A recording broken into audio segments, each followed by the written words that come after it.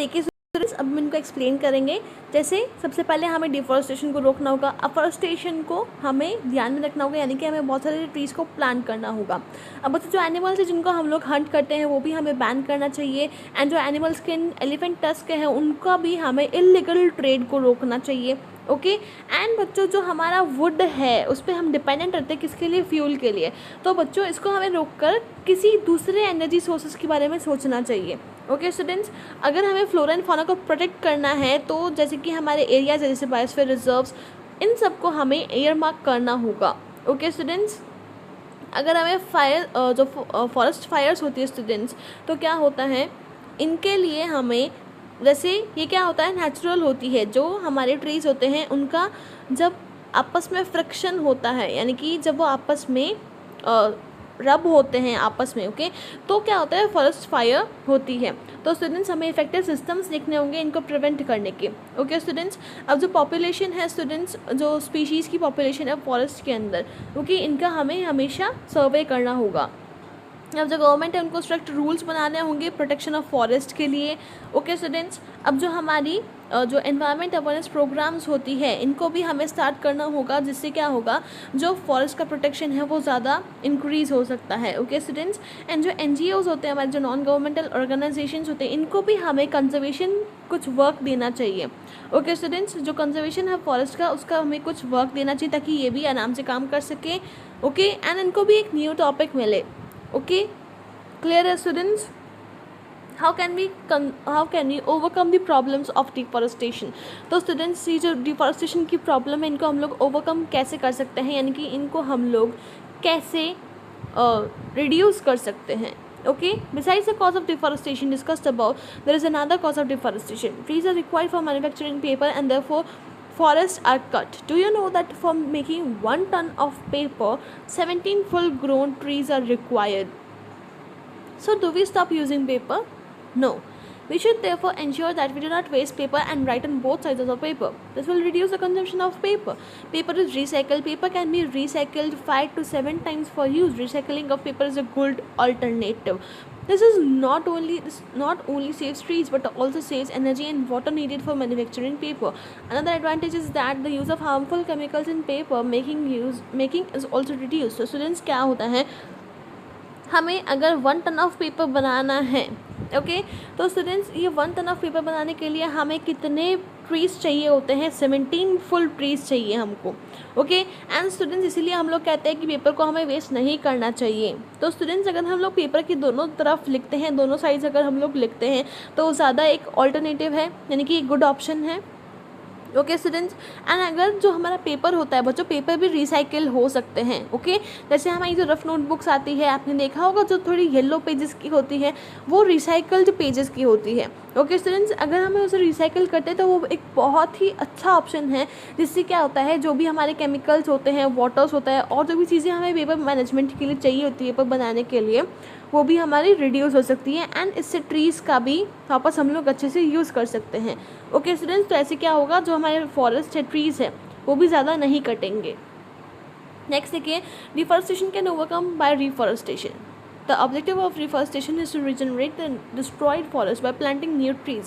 In India, we have the following acts aimed at preservation of conservation of forests, and second, to meet the basic needs of people living in and around the forest areas. तो students, deforestation जो है, यानी कि पेड़ों का काटना, उसको हम लोग कैसे ओवरकम कर सकते हैं? रिफॉरेस्टेशन से, यानी कि पेड़ों के लगाने से। ओके स्टूडेंट्स, अब देखिए जो हमारा इंडिया है इसके अंदर बहुत सारे, यानी कि यहाँ 2 एक्ट है जिससे हम लोग फॉरेस्ट को एंड उसके अंदर जो वाइल्ड लाइफ है उसकी नीड्स को हम लोग प्रोटेक्ट कर सकते हैं। जैसे फर्स्ट क्या है, forest conservation act 1927, wild life protection act 1972 amended in 1991। Okay students, clear है आपको? नेक्स्ट देखिए, प्रोटेक्टेड एरियाज़ क्या होते हैं। To protect wildlife in a sanctuary in a country, the government of India had passed the Wildlife Protection Act in 1972. Under the act, protected areas like national parks, sanctuaries and biospheres have been set up and maintained by the government.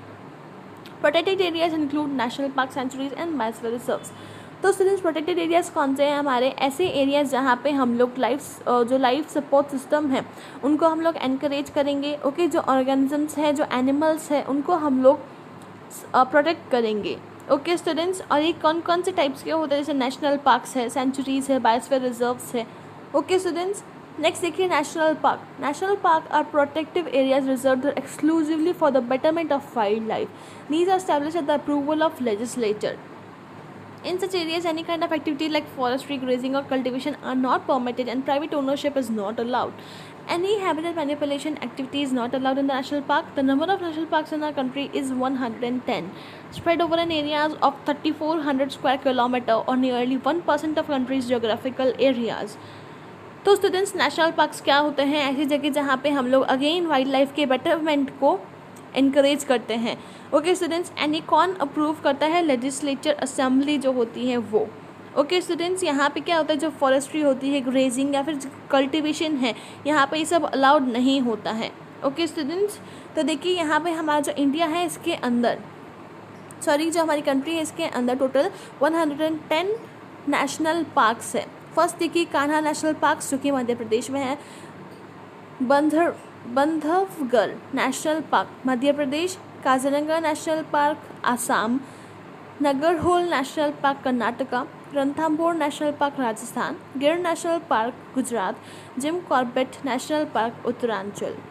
Okay students, next देखिए sanctuary क्या होती है? In a sanctuary protection is given only to the animals fauna. Activities such as harvesting of timber and collection of minor forest products are allowed so long as these activities do not interfere with the well-being of animals. Killing or poaching or capturing of animals is strictly prohibited. तो student century क्या होती है? एक ऐसी जगह होती है जहाँ पे ओनली एनिमल्स को हम लोग प्रोटेक्ट करते हैं। ओके स्टूडेंट्स, तो यहाँ पे बच्चों जो एक्टिविटीज होती है जैसे कि हार्वेस्टिंग, ओके, एंड कलेक्शन जो होता है यानी कि टिम्बर का हार्वेस्टिंग और जो कलेक्शन होता है छोटे छोटे फॉरेस्ट प्रोडक्ट्स का, वो अलाउड होता है तब तक ही जब तक ये इंटरफेयर नहीं करें उन ऑर्गेनिजम्स के एनिमल्स के साथ में।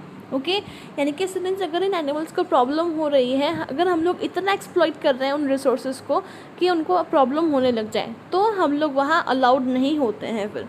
ओके स्टूडेंट्स, और यहाँ पे जो किलिंग और पोचिंग है या फिर जो एनिमल्स की हंटिंग है, किलिंग, ओके, तो उन्हें प्रोहिबिटेड किया गया, यानी कि वो एकदम रेस्ट्रिक्टेड है, वहाँ पे एकदम मना है। Okay, the number of sanctuaries in a country is 543. This cover about 1,07,310 square kilometer, which is 3.2% of country's geographical area. So students, total sanctuaries कितनी है हमारी? 543, एंड ये कितना एरिया कवर करती है? 1,07,310 square kilometre. Okay, and totally कितना होगा? 3.2% होगा जोग्राफिकल एरिया का। Okay, biosphere reserves are large protected areas wherein people are an important component of the system. तो स्टूडेंट्स, जो बायोस्फीयर रिजर्व्स होते हैं यहाँ पे जो पीपल है बहुत ही इंपॉर्टेंट कंपोनेंट होता है सिस्टम का। Okay, these are multipurpose protected areas developed to conserve biodiversity, preserve ecological balance and promote conservation, and permit tribals living in the area to exist. Biosphere reserves thus also help to maintain the culture of that area. तो students, biosphere reserve से कैसे protected areas होते हैं जहाँ पे people भी important होते हैं एंड एनिमल्स को भी इंपॉर्टेंस दी जाती है। ओके स्टूडेंट्स, तो इससे क्या होता है? मेनली हम बायोडाइवर्सिटी को प्रोटेक्ट कर रहे हैं, जो इकोलॉजिकल बैलेंस है उसको हम लोग प्रिजर्व कर रहे हैं, यानी कि वो नहीं होने दे रहे हैं, कंजर्वेशन को हम लोग बचा रहे हैं, यानी कि हम कंजर्व कर रहे हैं चीज़ों को। ओके स्टूडेंट्स, जैसे यहाँ पे आपके बहुत सारे क्या दे रखे हैं? बायोस्फीयर रिजर्व्स दे रखे हैं। ओके स्टूडेंट्स, तो देखिए यहाँ इंपॉर्टेंट एनिमल्स कौन कौन से हैं? डायनासोरस, एलिफेंट, टाइगर, गौर, डीर, सांभर एटसेट्रा। नेक्स्ट घाना बर्ड जो है आपकी भरतपुर राजस्थान में, घाना बर्ड बायोस्फीयर रिजर्व जो है यहाँ पे एक्वेटिक माइग्रेटरी बर्ड्स आते हैं। मानस ये कहाँ है? Foothills of Himalaya, Assam के अंदर है, भूटान के पास में। Okay, near Bhutan. Large wild buffalo with long horn, tiger, panther, gaur etcetera. Again Tadoba में देखिए, जो तारोबा बायोस्फीयर रिजर्व है ये कहाँ है? नागपुर के अंदर, एंड यहाँ पे मेनली टाइगर मिलते हैं।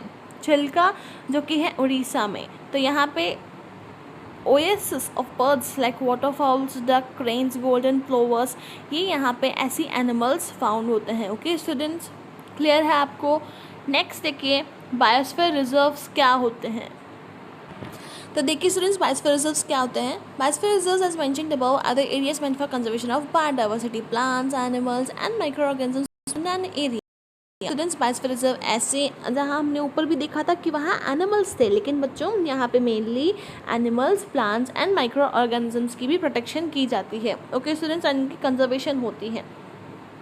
इन addition they also help to maintain the culture of that area. तो स्टूडेंट्स, हमें ये भी पता है कि वहाँ पे उनका कल्चर भी मेंटेन रहता है. ओके स्टूडेंट्स, वहाँ जो ट्राइबल्स होते हैं वो भी परमिटेड होते हैं वहाँ पे आने के लिए. अब बायोस्फीयर रिजर्व में also contain other protected areas like natural parks and sanctuaries in it. तो स्टूडेंट्स, जो एक हमारा बायोस्फीयर रिजर्व होता है, इसके अंदर हमारे नेशनल पार्क्स भी आ सकते हैं एंड सेंचुरीज भी आ सकते हैं. ओके स्टूडेंट्स, एग्जांपल लिखिए. Pachmarhi biosphere reserve consist of one national park named as Satpura. यानी कि स्टूडेंट्स, ये जो बायोस्फीयर रिजर्व है, यहाँ पे एक नेशनल पार्क भी है जिसको हम लोग बोलते हैं सतपुरा. एंड यहाँ पे एंड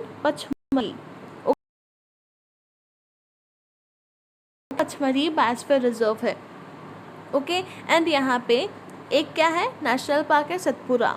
ओके एंड दो क्या है यहाँ पे वाइल्ड लाइफ सेंचुरीज है जो कि बोरी और पचमढ़ी है. क्लियर है स्टूडेंट्स? नेक्स्ट देखिए, अब यहाँ पे आपको लेपर्ड, वुल्फ एंड चीतल की आपको पिक्स दे रखी हैं. देखिए students, wild dog, mango tree, fern. बच्चों, ये क्या है, ऐसे प्लांट्स और एनिमल्स है जो हमें पचमढ़ी बायोस्फीयर रिजर्व के अंदर देखने को मिलते हैं.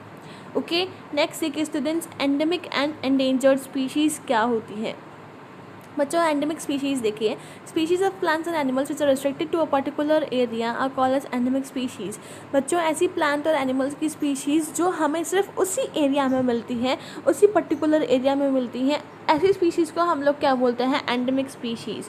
These species are not found anywhere else, ये और कहीं पे भी नहीं मिलती है. For example, in Pachmarhi biosphere reserve example of endemic plants flora include साल एंड वाइल्ड मैंगो. तो स्टूडेंट्स, जो साल और वाइल्ड मैंगो जो है, ओके प्लांट्स जो है ये हमें सिर्फ वहीं पर मिलेंगे और कहीं नहीं मिल सकते. Similarly, endemic fauna in this region is represented by bison, Indian giant squirrel and flying squirrel. तो स्टूडेंट्स, ये जो एनिमल्स है ये भी कहाँ मिलेंगे, ओनली हमें पचमढ़ी बायोस्फीयर रिजर्व के अंदर, ये हमें और कहीं नहीं मिलेंगे. क्यों स्टूडेंट्स? क्योंकि ये एक एंडेमिक स्पीशीज़ का एग्जाम्पल है. नेक्स्ट देखिए, endangered species. These species are represented by fewer individuals because of unfavorable factors. If the same factors continue, these species would become extinct soon. For example, Indian rhinoceros, Asiatic lion, Asiatic wild ass, crocodile, blue whale and great Indian bustard. तो students, ये ऐसी species होती हैं जो extinct होने वाली है, जो एंडेंजर्ड है, यानी कि जो on the words of extension है, एक्सटेंशन यानी कि जो खत्म होने वाली है. अगर हमने कोई इन पे एक्शन नहीं लिया है तो ये खत्म हो जाएगी. ऐसी स्पीशीज़ को हम लोग क्या बोलते हैं, एंडेंजर्ड स्पीशीज़. यहाँ आपको एग्जांपल भी दे रखे हैं, जैसे Indian rhinoceros, Asiatic lion, Asiatic wild ass, crocodile, blue whale, great Indian bustard. Clear है स्टूडेंट्स? नेक्स्ट देखिए, project tiger. Project tiger launched in 1973 to 74 is one of the our most successful conservation ventures in recent times. तो students, project tiger यानी कि tigers को बचाने का project जो है वो सक्सेसफुल कंजर्वेशन वेंचर है. Okay students, an estimate of the tiger population in India at the turn of century placed the figure up to 40,000. Subsequently, the first ever all India tiger census was conducted in 1972, which revealed the existence of only 1,827 tigers. Initially, 9 tiger reserves were established in different stages during the period 1973-74. By pooling the resources available to the central and state governments, the WWF has given an assistance of $1 million in the form of equipment, expertise, and literature.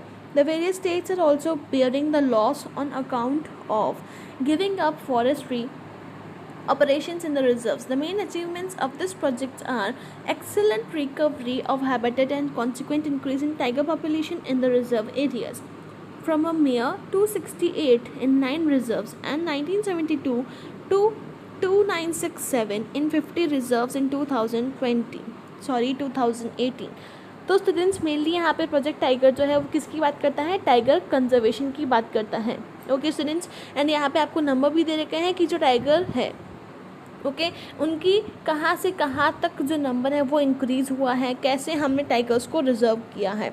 Okay students, यानी कि कैसे हमने उनको protect किया है। Next देखिए, wireless communication systems and out station patrol camps have been developed within tiger reserves due to which poaching has been declined considerably.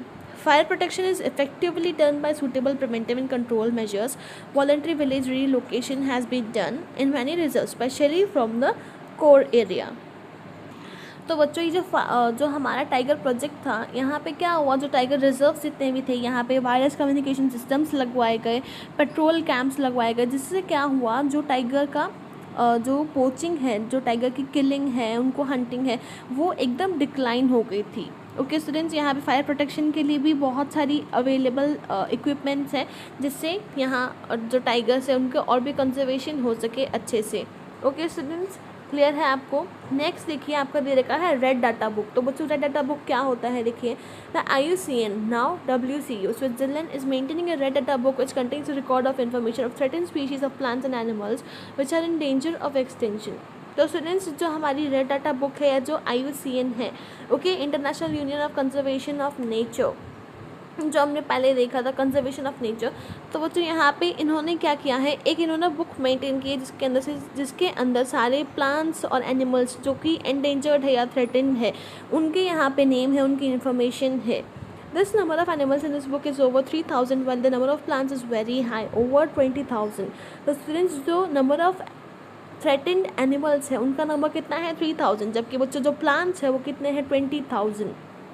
अब बच्चों ये जो बुक है इसमें मैमल्स कितने हैं, 497, बर्ड्स है 1937, फिशेस 343 एंड एम्फीबियंस कितने हैं, 50 एंड रेप्टाइल्स 170, इनवर्टिब्रेट्स 1355.